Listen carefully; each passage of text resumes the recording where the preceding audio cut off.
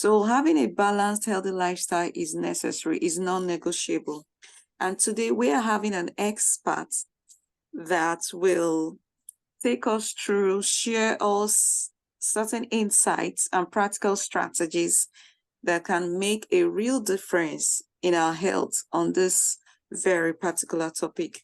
And I implore everyone to be active on this webinar, engage in discussions, ask questions, and let's have a good time. You're all welcome once again. Thank you. And right now, I'll be calling on our guest. She's Dr. Isabella Edward to come on board. Thank you, Ma. Thank you. Thank you, Mrs. Faith Becky, for the introduction. Hello, everyone. My name is Isabella Edwards. I'm glad to be here. I'm happy to be in your midst to bring a little knowledge of this very crucial topic. You know, it's a very, very important topic. I will share my screen now, and I would want us to go through it together. Okay. Let me share my screen.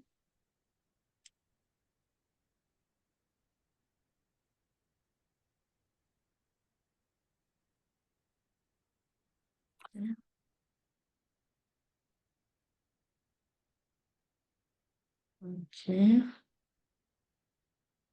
So I believe you all can see my screen, right? Yes, we can. Okay. Let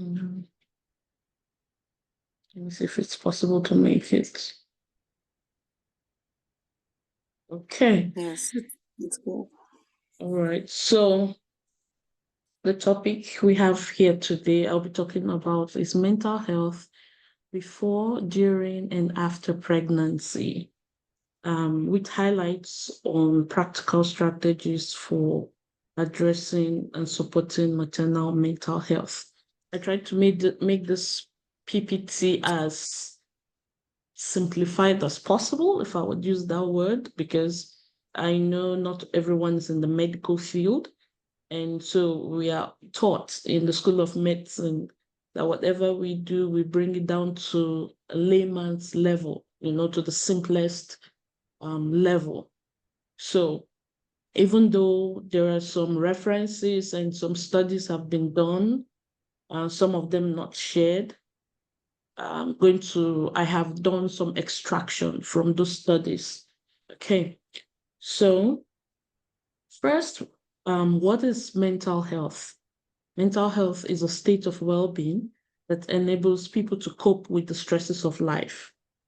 Also, you realize that you have certain abilities, you can learn well, you work well, and you can contribute to your community. Now, this definition is recommended by WHO. There may be other definitions of mental health, but this is a standard definition. Now, as regards maternal mental health, from the word maternal, it means mother, right? A woman in the period of giving birth.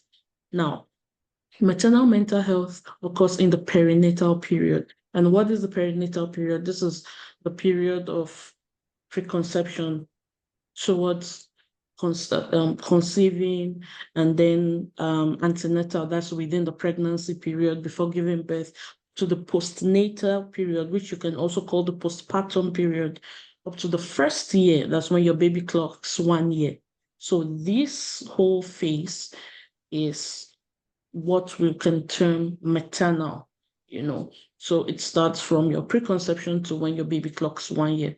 Now, the most common maternal mental issues that arises is depression, anxiety, disorders, stress also. Now, importance of maternal health, mental health. There's a whole lot of importance. Like we can talk about the importance for a whole day and will not be done. So I just have a brief summary here.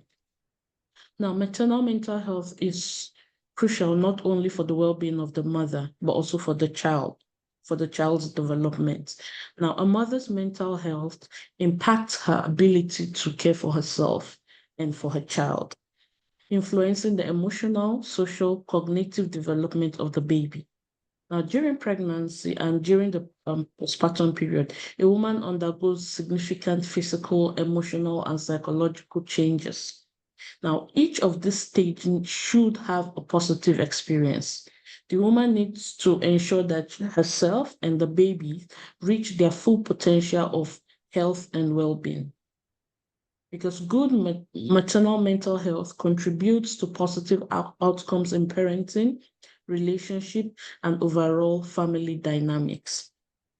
And on the other hand, if we have untreated mental health issues from the woman, from the mother, it can go a long way.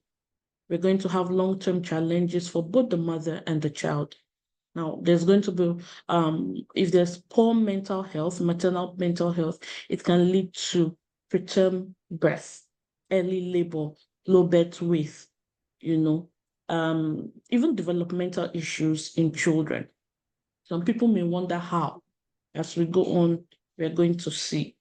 The transition to motherhood requires emotional resilience. And when mental health issues arise, they can disrupt this process, affecting the mother's ability to bond with her baby and manage daily responsibilities. So we have a timeline for the perinatal mental health.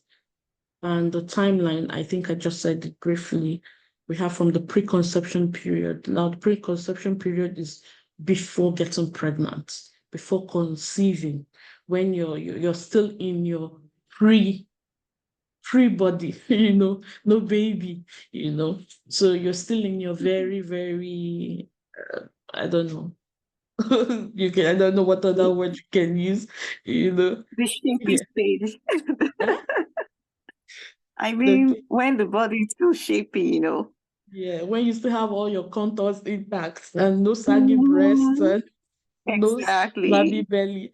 Okay, so that's the preconception. And then the process in which you begin to plan to conceive, to get pregnant. I know many women here, you say, I felt pregnant too. Okay, nobody agrees that it's pregnant, this certain pregnancy is a mistake. But, some people will say, it just happened though. I did not plan it to, all these Yeah. plenty grammar. There's a saying that goes that only a married woman is scared of pregnancy. Only a married woman is scared of pregnancy. Because she's married, she can fall pregnant anytime. So that Mhm. state of you not yet falling pregnant is your preconception. And once you take in and you start the antenatal, that is also called the prenatal period, it lasts for 9 months, right? From your first month through to 9 months, you go for checkups and all that. And then once you have your baby, that is birth. That's when you have your baby, the process is delivery. You go through labor and then you give birth, and then the postpartum period starts. Postpartum lasts for 1 year, 12 months to your baby's first birthday. And so once you have your baby successfully, then you complete the cycle of childbearing, right? Now, interconception is again, you have this baby and then you plan for baby two, like that. So below is for those who could not have their babies. Yes, so we are not going to dwell much on that. However, if you go through the period of 9 months, and then you have a neonatal death, that means the baby did not survive, you have stillbirth, even you have a miscarriage, or you have some medical termination, anything that happens that doesn't make you hold your baby, then of course you're still going to go through, the mental health. Because you went through either 9 months or 8 months or 7 months, as the case may be, So even during preconception period, some people who are looking for babies, they are stressed, they are depressed. So in the course of the conception period, mental health issues arise, up to the 9th month or up to the very time the baby is miscarried or lost. Yeah. Mm. So we have prevalence of maternal mental health. This is a very serious issue all around the world, but it's more serious in low-income countries and middle-income countries. And the most common maternal mental health are depression, anxiety, mood disorders. This is the most common in pregnant and postpartum women. It's a global concern. However, the prevalence is not the same among countries, even within Africa. The prevalence is not the same. It varies among countries and among cultures. Now, studies show that approximately 10 to 20% of women experience significant mental health challenges during pregnancy and during the postpartum period. And postpartum depression is one of the challenges, and this affects 1 in 7 women. That's to tell you, it's very common. It's the most common complication of birth, and the condition can vary in terms of severity and duration. So it means that some people may have mild depression, some people may have major depression. We have two extremities in depression. We have the minor or the mild depression, and we have the major depression. Major depression can last a year, can last up to a year.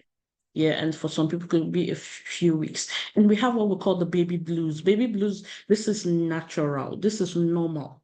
Yeah, almost every woman, not all, but almost every woman. It's a very high percentage that go through this period. Baby blues is a time of delivery. After delivery, you go through a brief period of mood swings, emotional sensitivity, and it lasts for about 2 weeks, and then it wears off naturally.